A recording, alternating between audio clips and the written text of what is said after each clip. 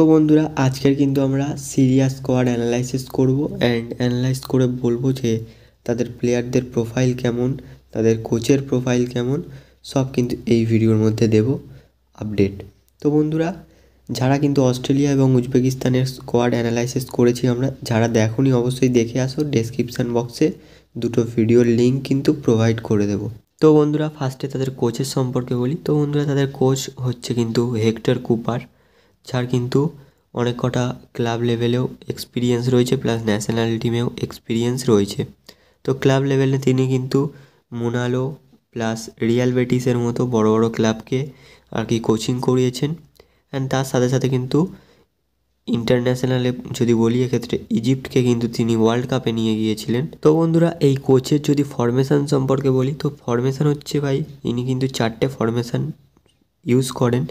তো যেটা হচ্ছে কিন্তু 4-4-2, 4-3-3 ফ্ল্যাট অ্যান্ড 4-2-3-1, তারপরে কিন্তু 4-1-3-2।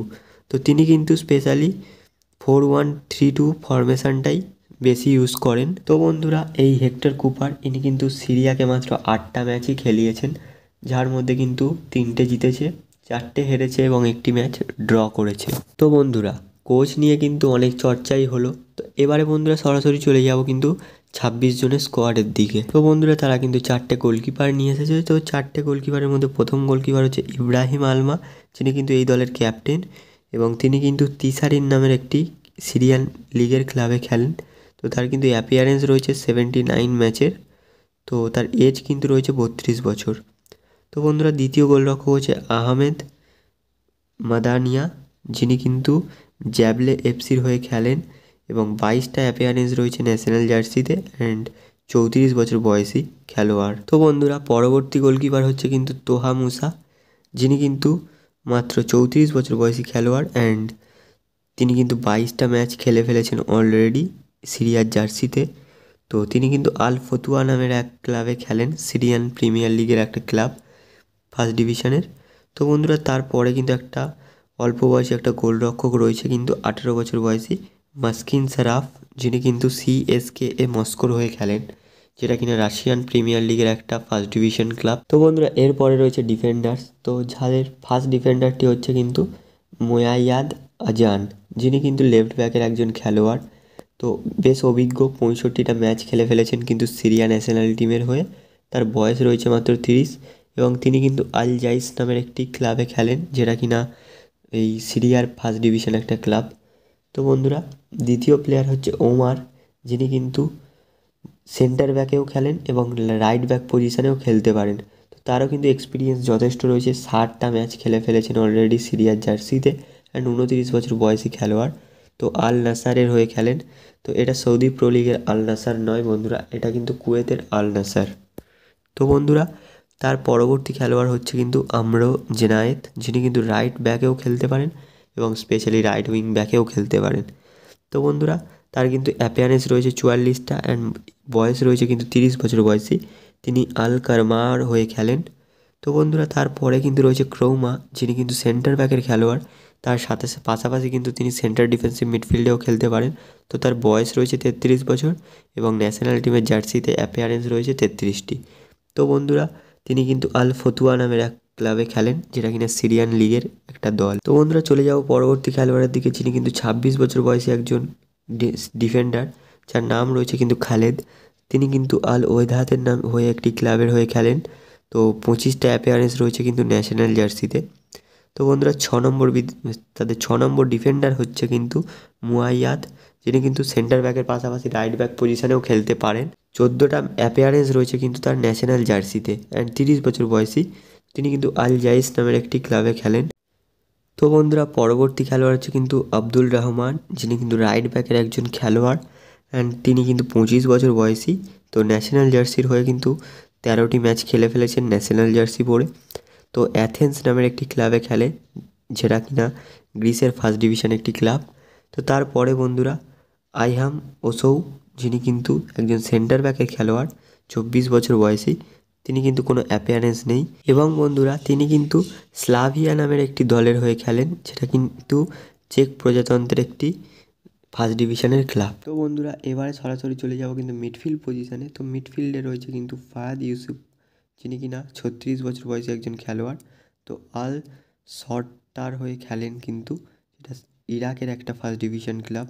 তো বন্ধুরা তিনি কিন্তু হচ্ছে 39টা অ্যাপিয়ারেন্স রয়েছে এবং 7টি গোলও করে ফেলেছেন দলের হয়ে।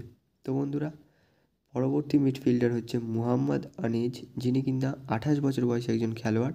তো 28টা অ্যাপিয়ারেন্স রয়েছে এবং তিনি কিন্তু ভারিনের যে আল রিফা নামের একটি ক্লাবে খেলেন। তো বন্ধুরা তারপরে কিন্তু রয়েছে কামিল। তো তিনি কিন্তু 25 বছর বয়সী একজন মিডফিল্ডের খেলোয়াড়, যিনি কিনা হচ্ছে 27টা অ্যাপিয়ারেন্স রয়েছে ন্যাশনাল জার্সির হয়ে এবং আল আহলি নামের একটি ক্লাবে খেলেন, যেটা কিনা ভারিনের একটি ক্লাব। তো বন্ধুরা পরবর্তী খেলোয়াড় হচ্ছে কিন্তু আমার রামাদান, যিনি কিনা 23 বছর বয়সী একজন খেলোয়াড়। তো ন্যাশনাল জার্সিতে কিন্তু 7টি ম্যাচ খেলে ফেলেছেন এবং তিনি কিন্তু চেক প্রজাতন্ত্রের একটি দল দুনাজস্কা স্ট্রিডার হয়ে খেলেন।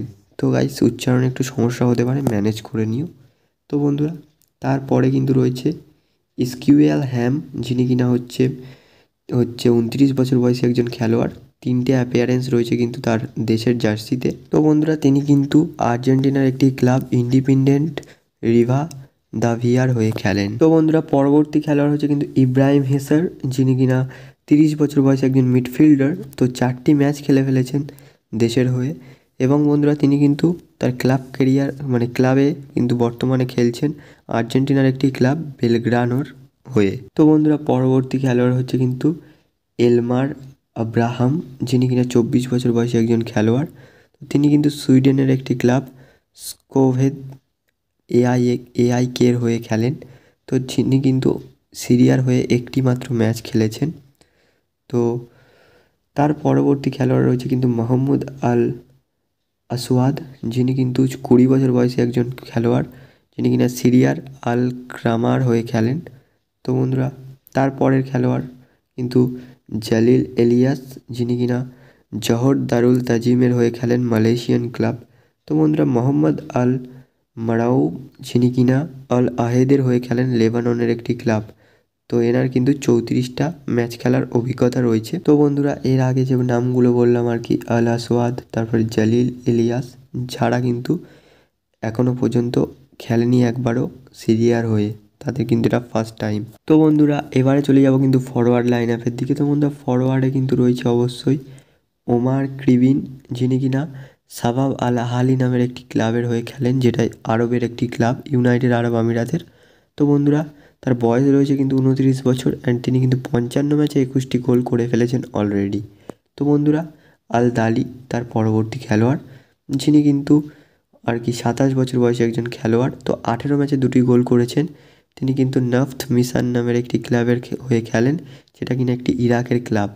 তো বন্ধুরা পাবলো সাভাজ কিন্তু 26 বছর বয়সী একজন ফরওয়ার্ড, যিনি কিন্তু এক ম্যাচে 1টি গোল করে ফেলেছেন সিরিয়ার হয়ে। তো বন্ধুরা আলিয়ানজা লিমা নামের একটি ক্লাবের হয়ে খেলেন, যেটা কিন্তু একটা মেক্সিকোর ক্লাব। তো বন্ধুরা তারপরে কিন্তু অ্যান্টোনিও ইউকুব, যিনি কিন্তু সিরিয়ার হয়ে আর কি প্রথমবারের মতো খেলছেন আর কি, খেলবেন এএফসি এশিয়ান কাপে। তো তার বয়স রয়েছে কিন্তু 21 বছর, তিনি কিন্তু সুইডেনের একটি ক্লাব গেফলের হয়ে খেলেন। তো বন্ধুরা সিরিয়া যে দলটি, তো এই যে দলটি কিন্তু সিরিয়াকে কিন্তু ইন্ডিয়া হারানোর ক্ষমতা রাখে। তো কারণ বন্ধুরা ইন্ডিয়া মানে সিরিয়া কিন্তু হচ্ছে আর কি ইরাক সে টাইপের ফুটবল খেলে, তো সিরিয়া কিন্তু সেই টাইপেরই ফুটবল খেলে। তো ইরাককে কিন্তু ইন্ডিয়া রুখে দিয়েছিল একবার। তো বন্ধুরা আমি কিন্তু একটা খুব শীঘ্রই ভিডিও আনবো, মানে আর কি পার্ট ওয়াইজ ভিডিও আসবে, যেরকম এই ভিডিওগুলো এলো। তো বন্ধুরা সেটা হচ্ছে ইন্ডিয়ার যে আর কি সব ডিপার্টমেন্ট রয়েছে, goalkeeper department, defender department, midfielder, forward, যে 4 রকম ডিপার্টমেন্ট রয়েছে। তো সেই ডিপার্টমেন্টকে নিয়ে কিন্তু আমি অবশ্যই 4খানা আলাদা আলাদা ভিডিও আনবো। তো কোন গোলকিপারকে দিয়ে স্টার্ট করলে বেটার হবে, কোন ডিফেন্ডাররা খেললে বেটার হবে, তো এই সম্পর্কে কিন্তু একটা তুল্যমূল্য অ্যানালাইসিস করতে চলেছি কিন্তু আমি এই সামনের কয়েকটি ভিডিওতে। তো ইম্পর্টেন্ট ভিডিও হতে চলেছে, তাই বলছি ভিডিওটা না মানে এই কয়েকদিন ভিডিওগুলো আর কি কন্টিনিউস দেখো এবং চ্যানেল নতুন হলে সাবস্ক্রাইব করে দিও বন্ধুরা। আর যারা এখনও পর্যন্ত সাবস্ক্রাইব করোনি অবশ্যই কী করছো ভাই, সাবস্ক্রাইব করে দাও। তো বন্ধুরা দেখা হচ্ছে পরবর্তী ভিডিওতে। Thanks for watching and keep supporting